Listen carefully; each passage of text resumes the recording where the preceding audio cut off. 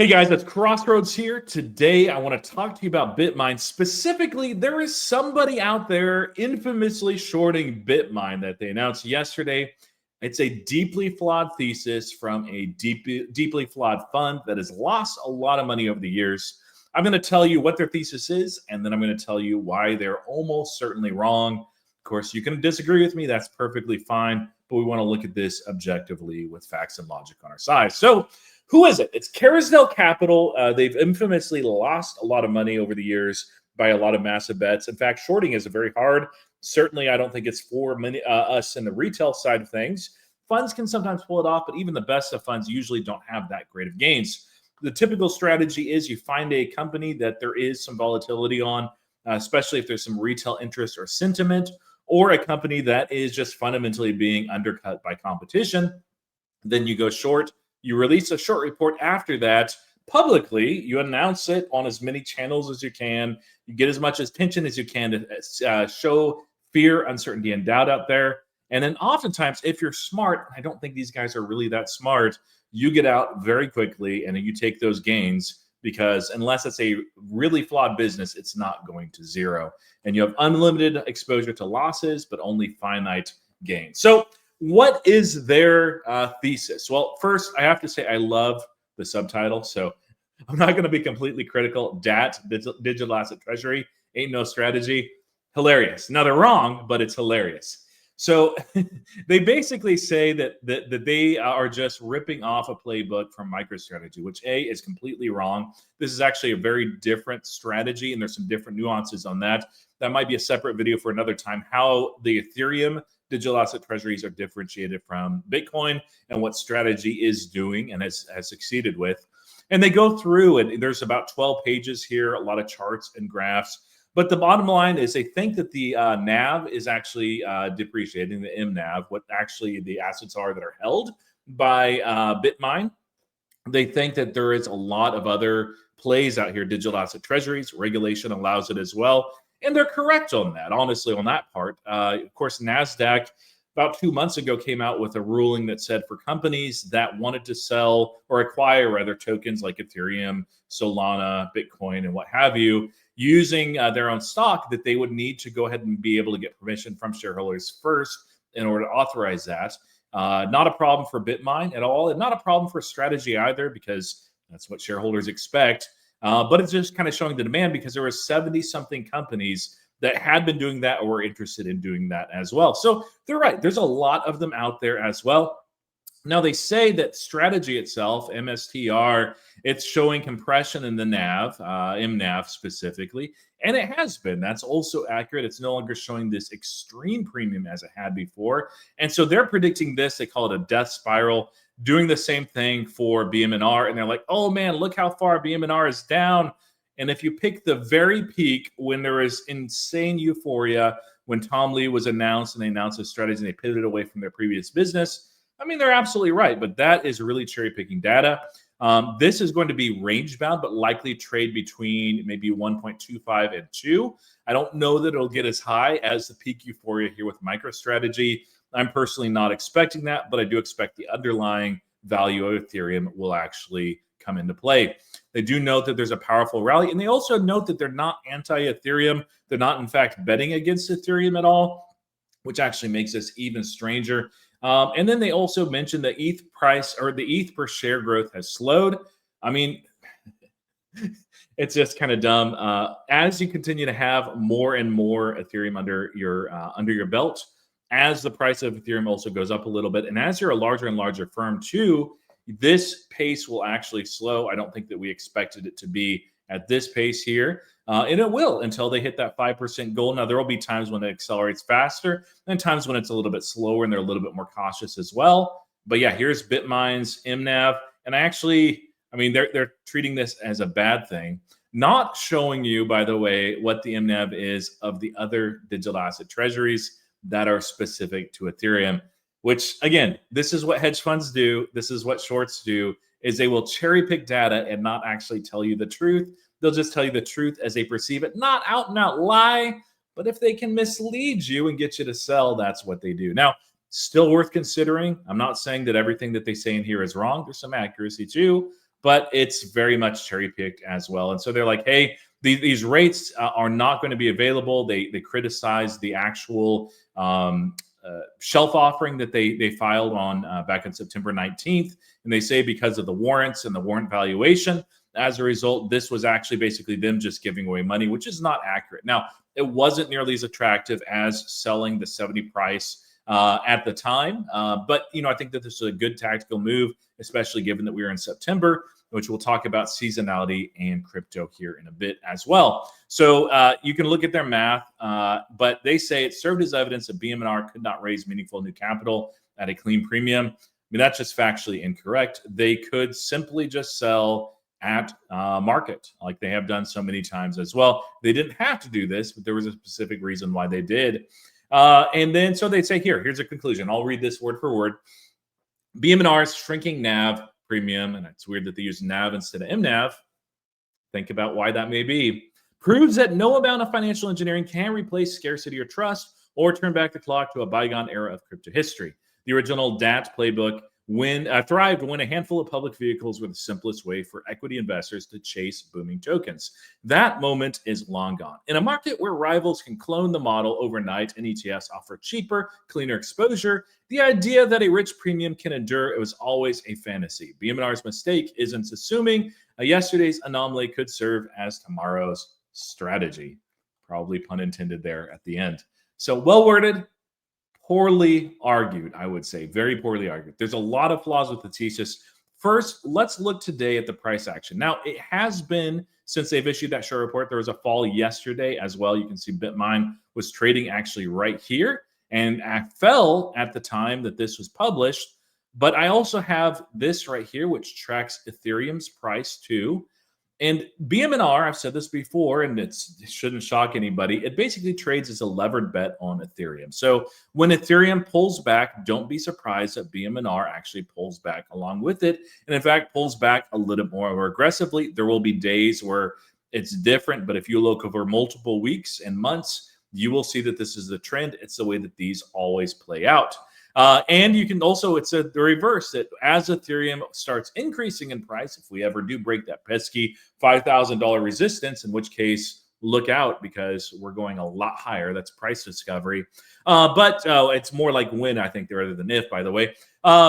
This BMNR will go up a lot more than Ethereum as well, even though the underlying is mostly just Ethereum, some Bitcoin, some WorldCoin, which I don't frankly love. And it was kind of weird that the short thesis didn't mention that. They should have, honestly, because that one, I would actually probably side with them.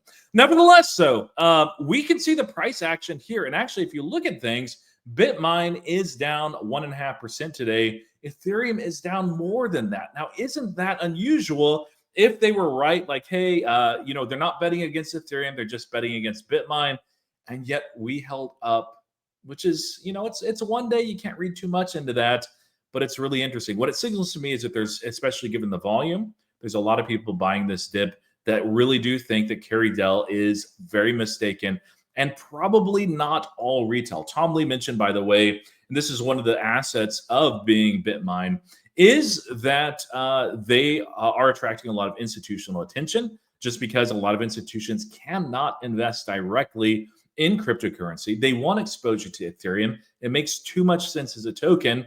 And how do they do that? They usually do that after the largest, the safest, the most well-known as well. They don't go for the undervalued, very small names like ETHZilla necessarily. I know that there's some that do.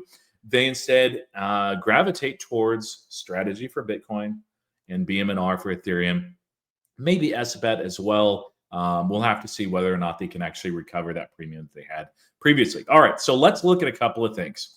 This right here is a little site that somebody else maintains. Not sure who it is. It's pretty fun. Now, a lot of these are estimates, especially when you look at NAV and MNAV. And until we get the quarterly filings and they actually do those, we won't actually get an update on that. Maybe we will. Who knows? But BMNR Rocks is the site, and they estimate the MNAV is around 1.47. Now, it could be less, but it's certainly still trading at a premium. Anything above 1 is a premium. Why is that important? Because if they're trading at a premium, BMNR is able to sell those shares and actually buy underlying Ethereum, which increases shareholder value. It's one of those things where dilution is not dilutive, and that's one of the things that Carrydell is missing. Now, they're right. If the MNAV was trading at like a 5x or something ridiculous like that, man, that's even better for shareholders because you're basically selling your overvalued stock and buying the undervalued Ethereum. And that's really, really good because you're trading at multiples of Ethereum anyway. And so it's a positive feedback loop. It's a virtuous cycle. And so we can see, by the way, the movement here between the stock price and Ethereum. And yeah, it shouldn't surprise you that there's a divergence in favor of the digital asset treasury. Now, to be fair, Carrydell will be right if we go into a crypto winter, but they'll also be wrong because they are not betting against Ethereum. They're just betting against this specific strategy. So we'll have to see how that looks. You can see that their accumulation here is on track. Around 6 million Ethereum gives that 5% goal that they're at. They're about halfway there. You can see the average Ethereum buying price. Now, some of these are estimates as well, but it's going to be pretty close. The ETH per share, I mean, I can't show that, but you can see the chart right here. That's actually increasing over time. Now, it's not increasing nearly as fast as it was previously, and there will be times when it pulls back like you see here as well. That shouldn't worry us, but we're going to see this trend. You see it with MicroStrategy, you see it here, and you'll see it with other holdings as well. Of course, overall value should continue to increase, as will holdings too.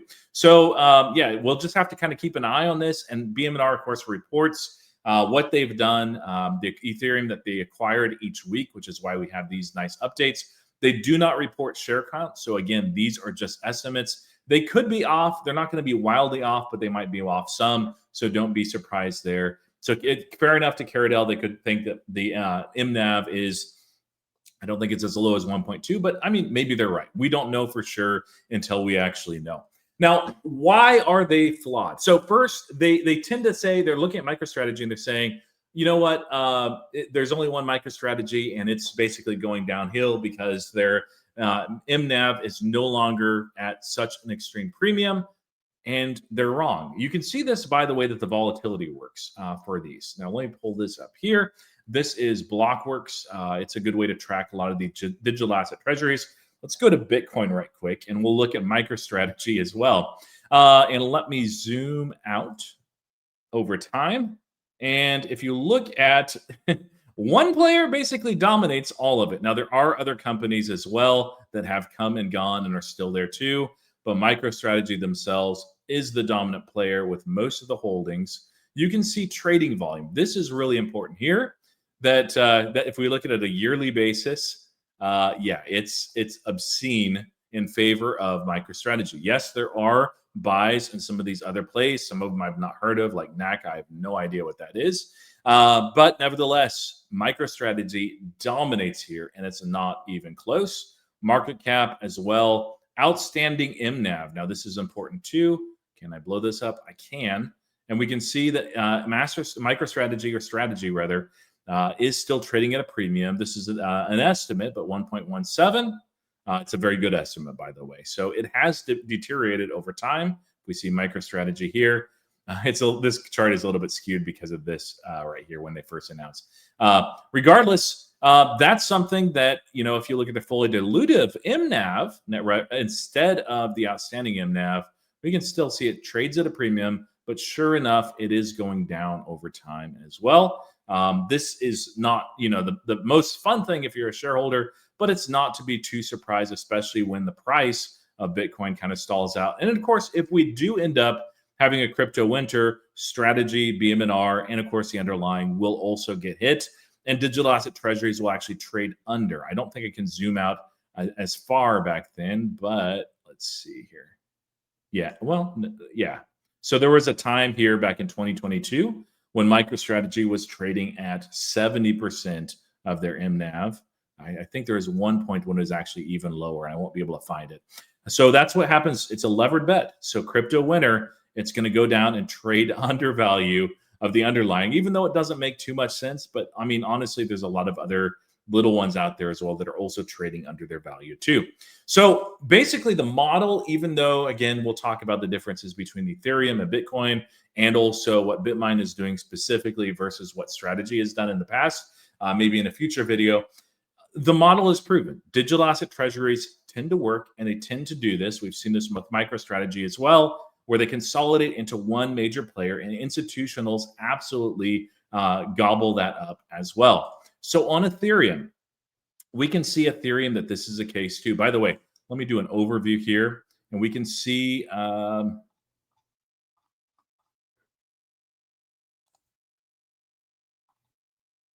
there we go. And we can see market data right here, the trading volume.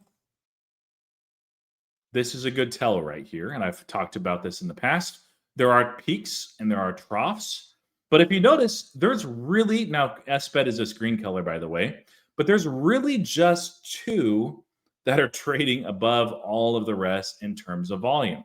You have, of course, orange, which is strategy, and you have blue, which is BMNR. Why is that exactly? Well, it's simply because, again, these tend to consolidate, even if they don't do acquisitions and go out of business. And there's no reason to them to do. Most of these have very little overhead, but they tend to consolidate into a very small group of players. And again, we'll have to see whether or not SBET is able to break out of that and it becomes a duopoly with Ethereum. That wouldn't be the best thing for BMNR, but it's not bad either. There's room for both and many to run. And frankly, all of these will do okay as Ethereum continues to build up, especially at some of those targets that Tom Lee has talked about. Now, so this is a proven strategy. Now, we can also see, if we look at Ethereum specifically, that there are a number of measures where you see that BMNR is acquiring faster. They criticize us, by the way, not like SBET, not in these other companies as well that really haven't acquired at all other than just what they're able to stake. They're like, hey, these guys have slowed down in terms of their acquisition of Ethereum. Yeah, relative to that ridiculous first beginning, yes. But outside of that, it's almost like a stair step. Like, give me a break. Cherry picking data, picking one company, and boy, they picked the wrong company here. We can see market cap continues to increase. The trading volume, again, consolidation into the major players. This is just Ethereum treasuries. SBET here is, by the way, orange. And I bet you can guess what the purple is. Not purple. I'm colorblind. Sorry. The blue, I think that is BMNR. Is the volume. Now, it's not been around the longest time. There was a time when SBET was actually more dominant, but I think probably partly because of the prominence of Tom Lee. In fact, maybe mostly because of his prominence, they've actually been able to overtake that volume. My guess is that we'll see the SBET volume actually decrease and BitMine continue to increase. I could be wrong. We'll have to see, but this tends to be, again, what happens in these plays. They consolidate around the major, safer investments. Retail has more visibility of that. Institutions tend to trust those names as well. And of course, both really like Tom Lee. It certainly doesn't hurt. And we already looked at the MNAV elsewhere on SBET, so I won't rehash that. But that's a good site for you if you're in BMNR as well. So beyond that, they completely negated yield, which is weird. They could have been bearish on BMNR because they've not staked yet. They could do liquid staking. They could do lending, get a little bit higher than the staking. They could just stake it natively, which is, frankly, I know they're going to do at least some of it because that's really good for the ecosystem. And maybe we'll talk about that in a separate video too. But they could have said, hey, these guys are leaving money on the table. Their strategy is flawed. And they also bought WorldCoin. They ignored the two things that I'm like, hey, if they're critical of, I get that. I'm still very bullish. But I don't have rose-colored glasses. If I see something, I'm like, hey, that's maybe not the best, or it's okay, it's not amazing, I call it out. Those guys cherry-pick data, and they missed two juicy targets. I don't know what's wrong with them. So next is, I mean, they're fading Tom Lee. I don't think that's a very smart thing to do, especially in a bull market. They're not arguing again for crypto winter. I didn't see that at all. Maybe they mentioned it, but I didn't see it. I don't remember seeing it. So it's just weird that they're not saying Ethereum's going down, so it's going to go down more. It's a really, really flawed thesis. Maybe they'll get lucky with a big pullback and they'll be able to get some money. But boy, consistently, again, trading above MNAV. This is also an adaptable strategy, and they did not mention that here. Unlike what MicroStrategy is doing with a lot of the debt that they're taking on, BMNR is flexible in their strategy. So if they ever do go well under their MNAV, actually, let's pull this up. And I'll show you the mistake that many others are making too. So here is the MNAV as well, the fully diluted MNAV. Let's actually do this because we're going to show. Yeah, there we go. Now, BTBT is not a pure Ethereum play. It is trading at a premium. It's more of a Bitcoin thing, but yeah, that's interesting. BMNR is number 2 there at 1.26, according to Blockworks. Again, we have a range of estimates here. This is not the fully dilutive. This is the outstanding MNAV. But it's trading at 1.26, still a premium above the others. Now, you see one there that's quite low. Actually, 2 of them that are heavy retail names. ETHZilla, that's ETHZ, that's red, and SBET, which is yellow. Those are trading under value and under MNAV. Now, the thing is, if you're trading under this and you say, okay, but Ethereum is still cheap, let's go ahead and sell shares and buy it, you are diluting shareholders because you are selling your shares at a discount. That's what this represents. I think that that dilutive MNAV is actually better. But regardless, they're selling shares at a discount and using that to buy Ethereum, which relatively to them is actually more expensive. Now, BMNR, the nice thing about them, and one of the reasons why when we looked at that chart that showed these other companies and how they were acquiring Ethereum, why that kind of stalled over the last month, they all ran out of gas. You can think of each of these as little boats that are out there that have their motor boats, and they bring so much gas. So a lot of them went out there and boy, they burned the gas and they were going full steam ahead. And then they ran out of gas. They had no more money left. They're trading under MNAV, and it's just a boat that's out there waiting for the wind and the waves to bring it to shore. Hopefully, that's no strategy. And they would be right to call that out. But again, they called out BMNR. I don't understand. BMNR leaves gas in the tank. That's one of the reasons why 2 weeks ago they did that capital raise. Part of it was to buy Ethereum, and they bought very aggressively. But the other was always to make sure that they have money there as well, so that they can use that money to buy back their shares, which are undervalued. If it ever gets to that point, and in a crypto winter, it absolutely will, well, very likely be trading under MNAV. But again, we're not in crypto winter, and that is not Carysdale argument. And so they're arguing against the strongest of these, have the most adaptable position, that were smart enough that they did not run out of gas. Of course, they traded over the MNAV the entire time, so it was a moot point. But regardless, they seem to be missing that adaptability as well. We already talked about the volume, and I didn't talk about liquidity as much. When BMNR mentions and gives these updates each week, they do something that's really interesting. And so a lot of companies that are in this, they will note and they'll say, hey, we've acquired this much Ethereum. Some like SBET will say what their outstanding shares are, which is even more transparent, frankly, than Bitmine. There's reasons perhaps why they're concealing that. I don't think it's bearish at all. I think they just don't want to give shorts a target that this is where you can get us underwater and make it so we can no longer execute on this part of our vision as far as selling shares. But regardless, they give a really strange update. So this is our most recent one that was this Monday, and they note their underlying holdings. And if we actually go to, you can see, by the way, unencumbered cash right there, 456 million. They will always have cash at some point, but we'll see right here, Bitmine is the 28th most traded stock in the US, trading 2.5 billion per day. If your strategy is, which it is, and by the way, they note all these institutional investors, including Kathy Wood, that are all in support. This is a great group too, even if you don't like Kathy. This is a weird thing to note. Most stocks wouldn't care about that. Why is this good?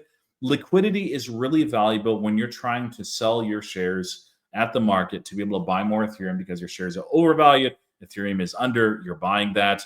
You want a very tight spread. Liquidity gives that opportunity versus if you're trying to sell a lot of your shares in an illiquid market, it can collapse the share price as well. So this is why they tout that number, even though it looks strange on the surface. They know what they're doing. Now, the last reason, and there's others that we could get into, but I just wanted to hit the main highlights of why this is flawed.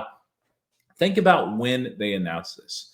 They announced this not in September, and everybody knows it's in crypto that September has terrible seasonality.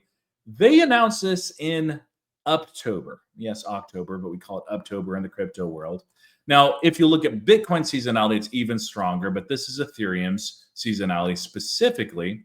And we can see again, September minus 7% on average. Now we do see this September, we actually gained by 4.19% from Ethereum, or excuse me, that was September, lost 3%. So it was better than normal.